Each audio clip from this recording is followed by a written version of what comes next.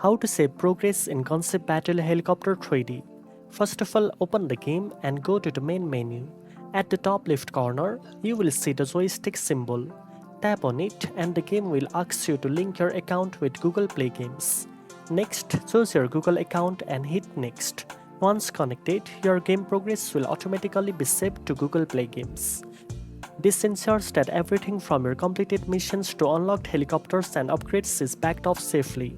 It's also important to make sure you are logged in with the same Google account on your device at all times. If you ever reinstall the game or switch to a new device, simply log in with the same account and your progress will be restored instantly. By saving your progress this way, you don't have to worry about losing your hard-earned achievements. It also makes it easier to continue your gameplay across different devices without starting over. Now you know how to save progress in Gunship Battle Helicopter 3D.